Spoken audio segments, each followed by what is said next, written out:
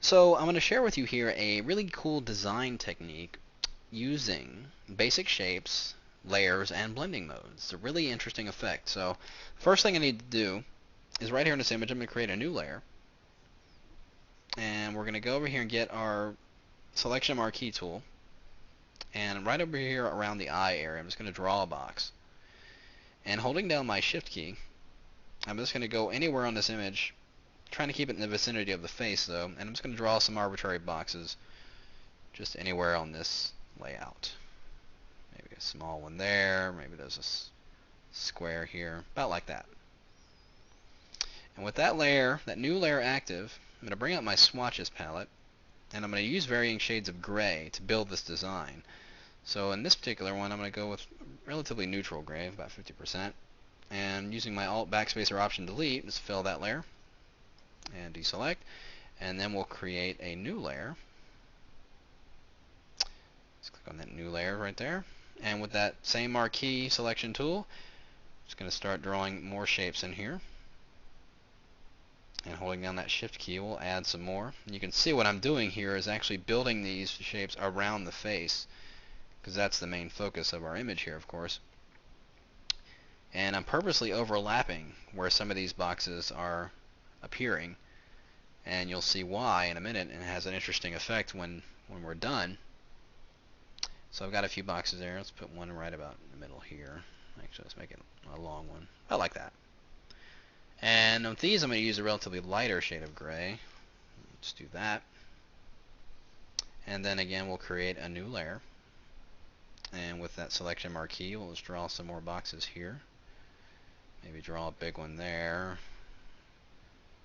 something like that. Like I said, there's no real rhyme or reason to where I'm placing these boxes. I'm just arbitrarily putting them any old place, but keeping in mind I'm just trying to close in the vicinity of the face here. And we'll just do this, and with these we'll go with a really darker gray. Let's fill those in, and we'll create one last layer and draw in some boxes for these remaining areas. Now I'm going to intentionally leave some of these areas untouched by any of these shapes, and you'll see why in just a moment. And with this one we'll go with a much lighter color, almost a white, but not quite. Maybe even lighter, maybe even white altogether. See what that does. So now I've got those varying shapes all built up around my face here. Her face. Not my face, her face. So with that top layer active, I'm going to double click on that layer icon and bring up my layer styles, and I want to activate a drop shadow on these. I'm going to turn off global light so we can see that it shifts right there. It looks pretty good. And I'm going to drop this distance to about 3, and maybe bring the size to about 4. And I'm going to drop this opacity of this drop shadow to about 50%. And then I'm going to go up to my blending options here. I'm going to change this layer's overall blending mode to overlay. And you can see it, kind of an interesting effect that's getting there. So I'm going to hit OK. Now I want to be able to apply that same layer style to all these other layers. So I'm going to go and hold down my control key or right click right on that layer style icon and pull down this menu and go down to copy layer style.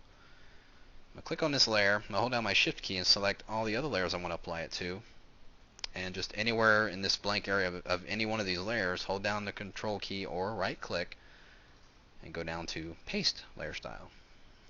And there it is, gone ahead and applied that layer effect to all those other layers. So now I want to isolate this effect to just the face. I don't want to see any of the rest of this image. So in order to mask that out, I'm going to hold down my command or control key and click on this very top layer, load that as a selection. That's what it means when you get that little square selection tool by the hand there. And I'm also going to hold down my shift key on this one. You can see I get a little plus sign when I do that. Hold down the shift key, get a little plus sign in there, and that's going to add to that selection when I click on this layer here. So you can see it adds to that. I'm going to click on all the other layers and add. And here is a couple of small areas in here that aren't selected because I never drew any shapes in that area. So I'm going to hold down my shift key and use my marquee tool and just add those to that selection. And next, with my background, or the original background layer selected, and that selection still active, I'm going to do Command or Control J to bring that selected area to its own layer. We'll turn off this background layer, and there you can see what we're getting is a pretty interesting effect. But we're not quite done yet. I'm going to bring up a hue saturation adjustment layer and do the colorize, and we'll kind of go with a blue effect here. And you can see if I hit OK, we're getting a pretty interesting effect there.